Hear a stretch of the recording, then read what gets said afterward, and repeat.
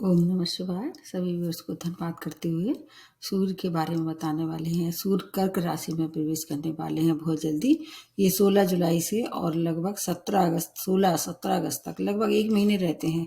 एक आध दिन का इधर उधर हो जाता है, कभी कभी कभी तिथि जैसे कम बढ़ जाती है। जैसे अभी पिछले हफ्ते मैंने बताया था कि एक पक्षी जो है वो 13 दिन का होगा। तो अब इसी तरह से अगर मान के चलते हैं तो 16 जुलाई से 16 अगस्त तक मान के चलिए आप। ये सौरमंडल के सबसे ज़्यादा पावरफुल शक्तिशाली ग्रह हैं। हर महीने अपनी राशि बदलते हैं और इनकी जो राशि बदलने की जो एक विशेष बात है उसको संक्रांति के नाम से जाना जाता है। अब ये कर्क राशि में प्रवेश करेंगे तो ये कर्क संक्रांति कही जाएगी। और एक और संक्रांति सबसे ज़्यादा महत्वपूर्ण होती है पूरे वर्ष में। एक कर्क संक्रांति, दूसरी है मकर संक्रांति, वो शायद जनवरी में आती है। अभी के हिसाब से बता रही हूँ। ये इसका संबंध सीधा है दक्षिणायन और उत्तरायण से है। जब कर्क राशि में या कर्क संक्रांति मनाते हैं तो ये सूर्य की दक्षिणायन स्थिति हो जाती है। इसमें शुभ कार्य वर्जित होते हैं। इसको एक तरह से पितृकाल माना जाता है। जबकि उत्तरायण जो सूर्य होता है वो देवताओं का होता है। तो इस दौरान जब ये दक्षिणायन होने वाले हैं तो इसमें अगर कोई किसी के नेटल चार्ट में पैतृक दोष है या पितृ दोष है, उसके लिए ये समय बहुत अच्छा है। और अगर हिंदू महीने के हिसाब से देखा जाए, हिंदू कैलेंडर के हिसाब से, तो ये सावन का पावन महीना है। इस दौरान बहुत सी चीज़ें जो विशेष होती हैं वो किसी और महीने में नहीं की जाती हैं, वो सावन के महीने में की जाती हैं। जैसे शिव का रुद्राभिषेक करना बहुत ज़्यादा अच्छा माना जाता है, बहुत धर्म पुण्य का काम है ये, कि सबके लिए अच्छा है। अकेला ये कुछ मायने नहीं रखता है। इस दौरान ये भी देख लेना चाहिए आपकी महादशा अंतर्दशा किस ग्रह की चल रही है और ये इस दौरान कौन कौन नक्षत्र से विचरण करेंगे, इसको बता देते हैं। सबसे पहले ये पुष्य नक्षत्र में विचरण करेंगे, उसके बाद फिर अश्लेषा में और सबसे लास्ट में मघा में। तो अगर कोई भी ग्रह अगर इन नक्षत्र में पड़ा है तो भी आपके लिए उतना ही फायदा होगा। ये एक छोटा सा परिवर्तन होता है, लेकिन ये मतलब सूर्य के बगैर सृष्टि की कल्पना नहीं की जा सकती है। सूर्य एक बहुत बड़े उदाहरण है किसके, अनुशासन के। समय से उठना, समय से हर काम करना, ये सब ये दिखाता है कि आप अगर अनुशासन में है तो ये सूर्य या हर एक ग्रह आपको ज़्यादा परेशान नहीं करेंगे। इसमें कुछ राशियों का और युति बनेगी। जैसे कुछ समय ये बुध के साथ रहेंगे, सूर्य बुध का आदित्य योग का निर्माण होगा। कुछ समय शुक्र के साथ भी इनकी युति बनेगी, तो ये भी देखना होगा।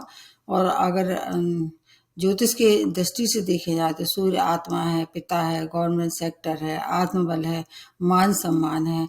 इन सब चीज़ों के लिए इनकी भूमिका बहुत ज़्यादा महत्वपूर्ण मानी जाती है। ऐसे लोग जो कि गवर्नमेंट सेक्टर से जुड़े हुए हैं, उनकी सूर्य की महादशा अंतर्दशा चल रही है, तब आपको ये सब जो मैं बताने वाली हूँ आगे, उसका बहुत ज़्यादा लाभ होगा। और चंद्रमा के लिए, जैसे कर्क राशि किसकी, चंद्रमा की राशि है, तो चंद्रमा को अगर देखा जाए तो सूर्य से ही रोशनी मिलती है, क्योंकि चंद्रमा की स्वयं की कोई उसमें प्रकाश नहीं होता है। तो इस तरह से ये दो, एक फायर एलिमेंट है, एक जलीय तत्व है, इनका अद्भुत मिलन होने वाला है। और इसके बाद का जो होगा वो इससे भी अच्छा होगा, क्योंकि ये अपनी ही राशि में, मतलब लियो में, जिसको सिंह राशि में प्रवेश करेंगे, तो इनकी शुभता अभी काफ़ी कुछ राशियों को मिलेगी। वैसे तो ये देवता श्रेणी में आते हैं, लेकिन इनको फिर क्रूर ग्रह के रूप में माना जाता है। तो ये जब भी विचरण करते हैं 3, 6, 11 भाव में अच्छे परिणाम देते हैं। इस दौरान हम सबको यज्ञ करना चाहिए और अग्निहोत्र जिसको कहते हैं, और शिव की आराधना करना चाहिए, उनका रुद्र अभिषेक कराना चाहिए। और अगर पितृदोष है आपकी नेटल चार्ट में तो उसकी भी इस दौरान शांति कराई जा सकती है। शुभ प्रभाव के लिए और ज़्यादा ही शुभता उसमें प्राप्त होगी। इस समय जब कर्क राशि में प्रवेश करेंगे, चंद्रमा की स्थिति तो 2.5 दिन में बदलती है, लेकिन इनकी जो है वो शुभता आपको काफ़ी कुछ मिलेगी। एक दृष्टि इनकी कहाँ पड़ेगी, सप्तम दृष्टि जो होती है वो मकर राशि में पड़ेगी। ये तो इसलिए उसका भी आपको फायदा या नुकसान हो सकता है। और ये जो मैं बताने वाली हूँ ये आपको चंद्र राशि, मून साइन से देखना है। ये काफ़ी कुछ लोग कंफ्यूज होते हैं। अगर आप चाहें तो फिर लग्न से भी दे सकते हैं, कोई ज़्यादा बहुत बड़ा वीडियो नहीं होता है कि आपको इतना टाइम ना हो कि दोनों से देखें आप। तो अगर आप दोनों से देख के फिर उसका क्या है एवरेज निकालना चाहिए लग्न से और मून साई से। अगर दोनों में बहुत अच्छा है तो फिर ये सब चीज़ें आपके लिए, क्योंकि एक अकेला सूर्य अगर आपके नेटल चार्ट में पावरफुल होता है, जैसे उच्च राशि में होता है, अपनी राशि में या आपके अच्छे भाव में होता है, तो आपकी कुंडली की जो स्थिति है काफ़ी कुछ मजबूत कर सकते हैं ये। क्योंकि संघर्ष जो है वो अगर एक कम हो जाता है जीवन में तो शुभता स्वतः मिलना शुरू हो जाती है। बहुत सी बातें हैं इसमें बताने के लिए, और अब जितना भी वीडियो आपको लंबा करेंगे आपको फिर बोर हो जाएंगे। तो अब प्रारंभ करते हैं सबसे पहले मेष राशि में। इसमें 2 भाव के बारे में बताऊंगी हर एक राशि के लिए, जिस भाव में ये प्रवेश कर रहे हैं गोचर में, और इसके अलावा जिस भाव की लॉर्ड हैं, मेरा ये ऐसा सिद्धांत है कि उसको भी एक्टिवेट कर देंगे। और सप्तम दृष्टि तो मकर राशि में पड़ेगी, उसको ज़्यादा बताने की आवश्यकता नहीं है। अब मेष राशि में आपके चौथे भाव में गोचर कर रहे हैं, फिफ्थ भाव की लॉर्डशिप है, तो 2 भाव को एक्टिवेट कर देंगे। और मेष राशि में के स्वामी राशि मंगल हैं, और मेष राशि में उच्च अवस्था में भी ये रहते हैं। बहुत सारे फायदे होंगे मेष राशि वालों के लिए, शिक्षा का, संतान का, प्रेम प्रसंग का, शेयर मार्केट का और आपकी बुद्धि का ये प्रखरता इस दौरान हो जाएगी। अगर माता के हिसाब से देखें तो आपके लिए माता की हेल्थ में सुधार होगी, क्योंकि चंद्रमा से इनकी दोस्ती है।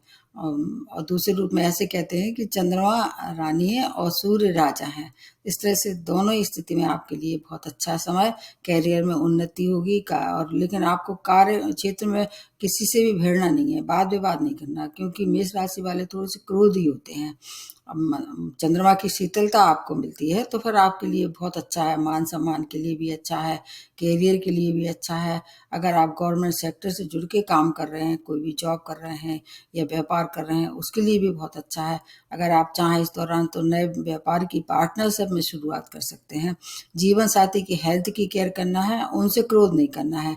अगर ये सब चीज़ों का आप ध्यान रखते हैं तो आपके लिए धनागमन भी बहुत होगा पूरे 1 महीने तक। इतना आपको जो आपने सोचा था उससे ज़्यादा धन की प्राप्ति होगी। इसके साथ साथ कुछ और विशेष बात है आपके लिए, केवल आपको क्रोध नहीं करना है और आपके अंदर एक अज्ञात भय समाया होगा, उससे आपको डरना नहीं है, कुछ नहीं होगा। आप केवल अपने कर्मों को अच्छा रखें और अनुशासन में रहें, सुबह समय से उठें और ज़्यादा लेट ना सोएं, तो फिर आपके लिए समय बहुत अच्छा है। अब उसके बाद नेक्स्ट जो बनती है वो वृषभ राशि है। आपके तीसरे भाव में गोचर होकर और फोर्थ भाव की लॉर्डशिप है।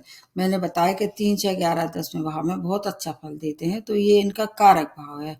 फोर्थ भाव जरूर इनका कारक नहीं है, लेकिन चूंकि और ग्रह शुक्र का भी साथ रहेगा जो कि आपकी स्वामी राशि है। हालांकि ये शुक्र को कंबस्ट कर देंगे, जो जितना निकट इनके ग्रह आता है उससे क्या होता है अस्त हो जाता है। लेकिन चूंकि और स्थितियां बहुत अच्छी हैं, इसलिए आपके लिए अगर आप संचार माध्यम से जुड़े हैं, वाणी से जुड़िए, क्षेत्रों में काम करते हैं, तो आपके लिए बहुत अच्छा समय है। शॉर्ट डिस्टेंस जर्नी अगर करते हैं इस दौरान वो सफलता भरी होगी। इसके अलावा अगर आप अभिनय, मीडिया या मॉडलिंग ऐसे क्षेत्रों से जुड़ के कार्य कर रहे हैं, विशेष सफलता भरा समय है। अगर जॉब में कोई प्रमोशन ड्यू था इस दौरान कोशिश करेंगे, क्योंकि जब भी सूर्य या मंगल प्रभाव देते हैं तो क्विक रिजल्ट देते हैं। इसलिए अगर अभी तक आपको ऐसा लग रहा था कि काम नहीं हो पा रहा है तो अब इसमें प्रगति आ जाएगी, कोशिश करना पड़ेगी। लेकिन मान प्रसिद्धि में की आपकी प्राप्ति होगी। तीर्थ स्थान में आप हो सकता है इस दौरान जाएं, तीर्थ यात्रा भी कर सकते हैं, धार्मिक स्थलों के आप विजिट भी कर सकते हैं, वहाँ भी आप जा सकते हैं। आपके लिए जितनी मेहनत करेंगे उससे ज़्यादा आपको धन की प्राप्ति होगी। संतान सुख, संतान की उन्नति, समाज में मान प्रतिष्ठा की वृद्धि होगी। अब मेहनत का पूरा फल मिलेगा। अगर आप कोई उच्च अधिकारी हैं तो आपको प्रशंसा मिलेगी। हो सकता है इस दौरान आपको कोई उससे गवर्नमेंट सेक्टर से कोई उपलब्धि हो या कोई अवार्ड मिले। आपके लिए समय बहुत अच्छा है। और कोशिश ये करना चाहिए इस दौरान कि अच्छे से अच्छा अपना व्यवहार रखें, किसी पे क्रोध ना करें, और जो भी काम करते हैं पूरी लगन से करें, क्योंकि ये सिखाते हैं सूर्य कि जो भी काम करना है ईमानदारी से करना है। उसके बाद नेक्स्ट जो बनती है वो है मिथुन राशि। मिथुन राशि की स्वामी राशि बुध हैं। आपने देखा होगा सूर्य और बुध या तो साथ रहते हैं या एक घर आगे या एक घर पीछे, इसलिए आपके सेकंड भाव में गोचर होके और थर्ड भाव की लॉर्डशिप है इनके पास। तो धन की प्राप्ति थोड़ी सी अड़चनों के साथ होगी, क्योंकि ऐसा देखा जाता है कि सेकंड भाव में अच्छे फल नहीं देते हैं। वाणी में भी थोड़ी सी उग्रता हो सकती है, उससे आपके परिवार के रिश्ते खराब हो सकते हैं।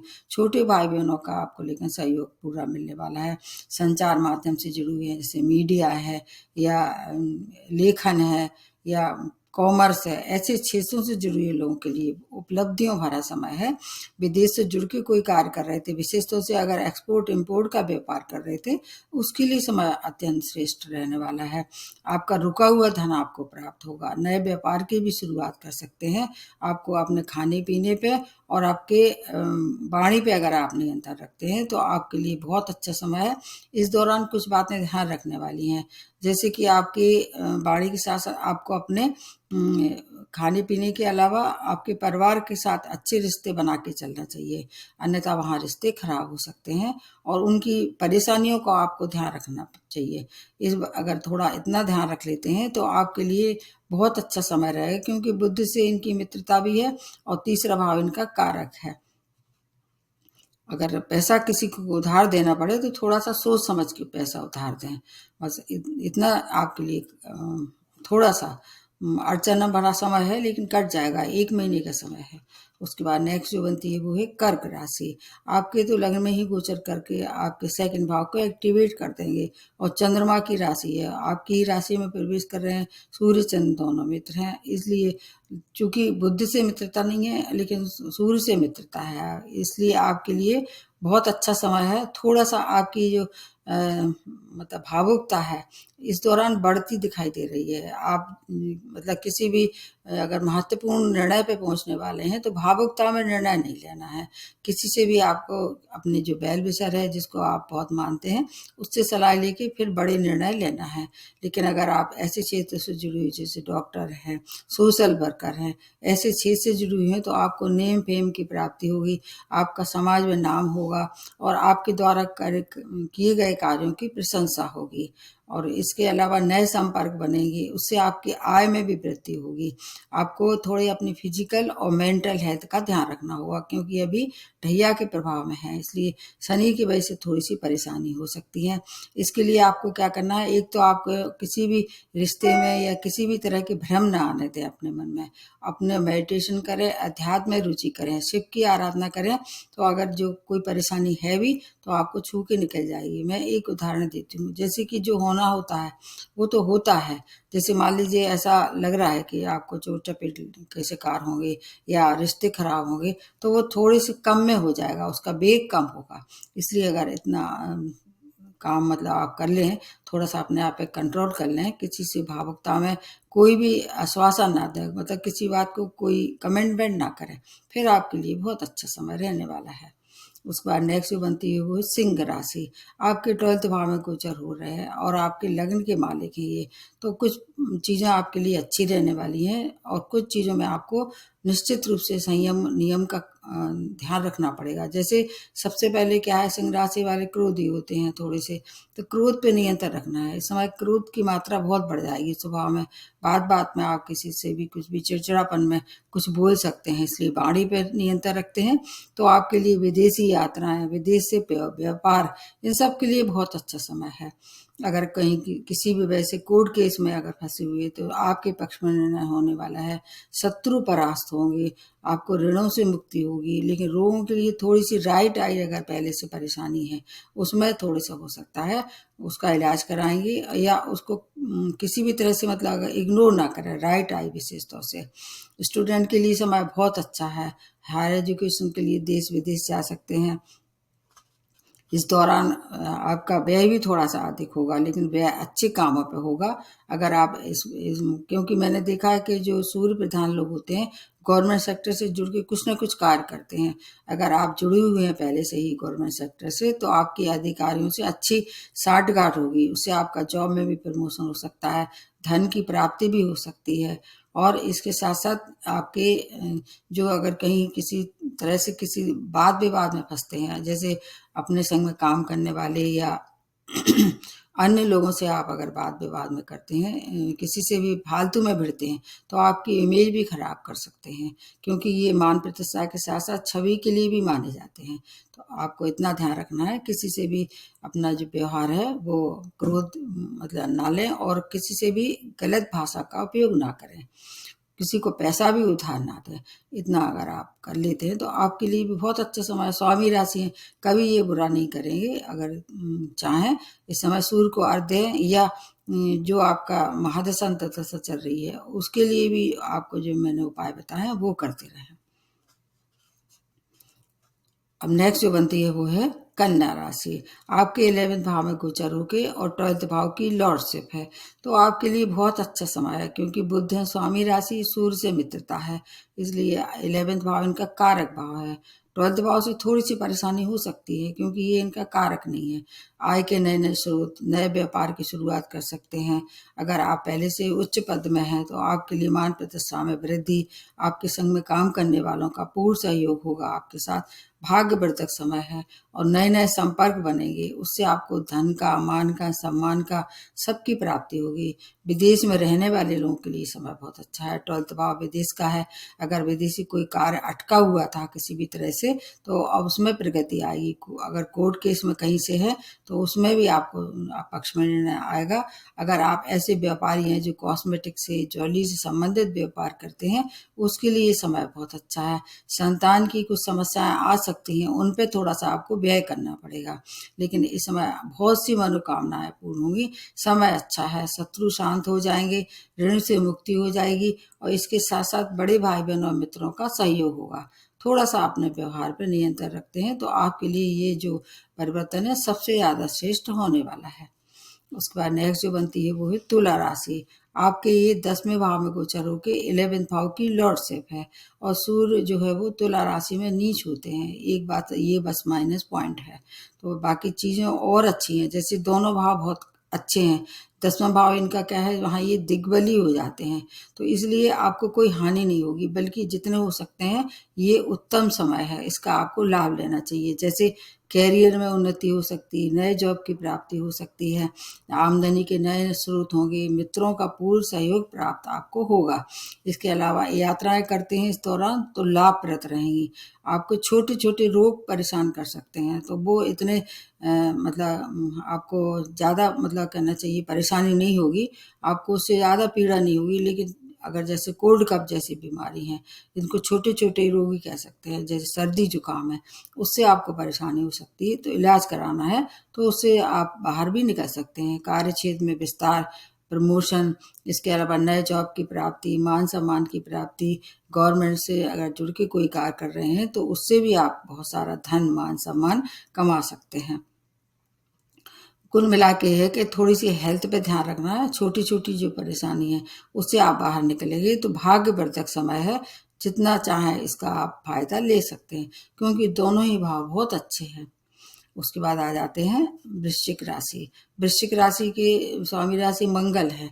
सूर्य और मंगल दोनों मित्र हैं। इस समय आपके 9वें भाव में गोचर होगी और 10वें भाव की लॉर्डशिप है, ढैया के प्रभाव में है, लेकिन समय बहुत अच्छा है। मंगल के साथ मित्रता है तो आपके लिए कैरियर में उन्नति, नए जॉब की प्राप्ति। इस दौरान हो सकता है आप धार्मिक यात्राएं करें। 9वां भाव कहीं कहीं ऐसा भी है कि लंबी दूरी की यात्रा भी करा सकता है। संपत्ति से जुड़े कोई मामला था तो अब वो है वो निपट जाएगा और आपके पक्ष में निर्णय होगा। आपको कोई गैर कानूनी कार्य नहीं करना है। ढैया का प्रभाव है, शनि दंडित कर सकते हैं। धन की आपके प्रचुर मात्रा में प्राप्ति होगी, पिता का सहयोग होगा, लेकिन पिता की हेल्थ और स्वयं की हेल्थ, इस पे आपको बहुत ज़्यादा ध्यान रखना है, क्योंकि सूर्य जो है वो दो रोगों को बहुत ज़्यादा माने जाते हैं। एक तो आँखों के लिए और दूसरा हार्ट के लिए।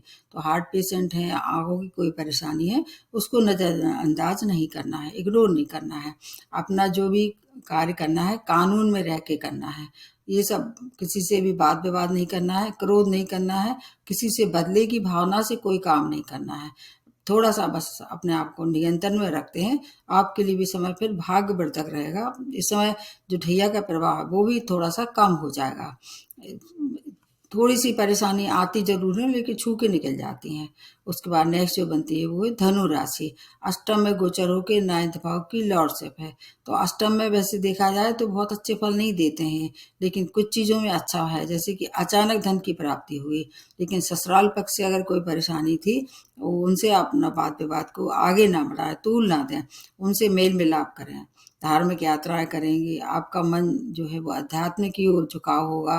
और आपके स्पाउस की जो है थोड़ी सी हेल्थ खराब इस दौरान हो सकती है। अगर उनका इलाज कराएंगे तो उपचार भी मिलेगा। स्वयं भी चोट चपेट दुर्घटना के शिकार हो सकते हैं।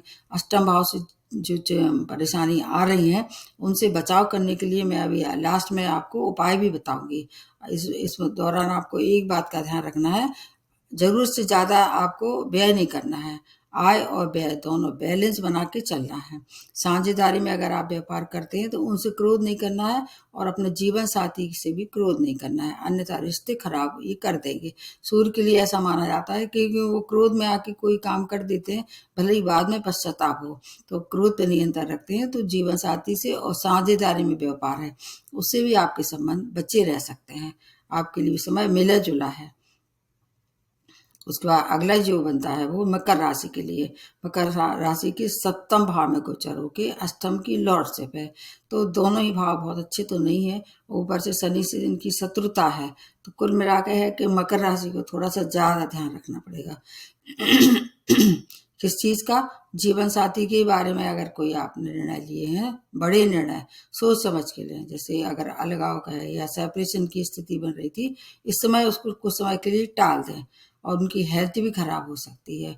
ठीक इसी तरह से पार्टनरशिप के लिए भी यही बात लागू होती है। उनसे अपना व्यवहार सौम्य रखें, क्रोध ना करें, अन्यथा जो साझेदारी है उसके रिश्ते खराब होंगे। हो सकता है उस दौरान वो टूट भी सकती है।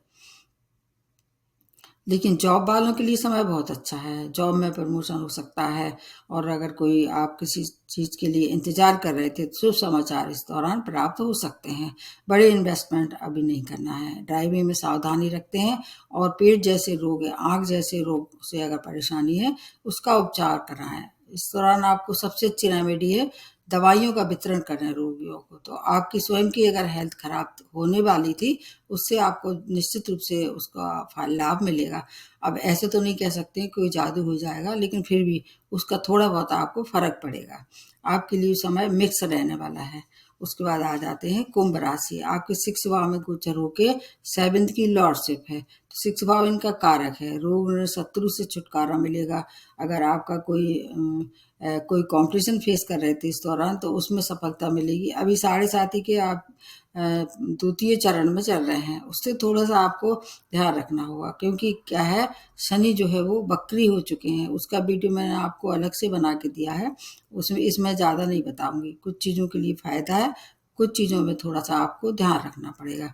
जैसे जीवन साथी से क्रोध ना करें। अगर पहले से रिश्तों में कुछ मतभेद हुआ, मनभेद हो रहा था, तो उसको तूल ना दें। एक तो क्या है कि सप्तम दृष्टि शनि की आपके सप्तम भाव पे ही पड़ रही है, इसलिए थोड़ा आपको ध्यान रखना होगा। लेकिन अगर गवर्नमेंट सेक्टर से जुड़ी हुई हैं तो आपको उनकी योजना का फायदा हो सकता है। धन लाभ बहुत अच्छा होगा इस दौरान।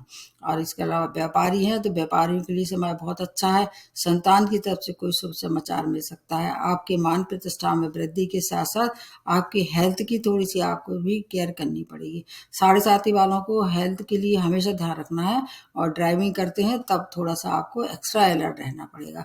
इतना इतना सब कर लेते हैं तो पर आपके लिए भी बहुत अच्छा रहने वाला है। दूसरे नंबर पे आपकी राशि है जिससे आपको पूरा लाभ देंगे सूर्य। अब लास्ट में जो बनती है वो है मीन राशि। आपके 5th भाव में गोचर होके और 6 भाव की लॉर्डशिप है।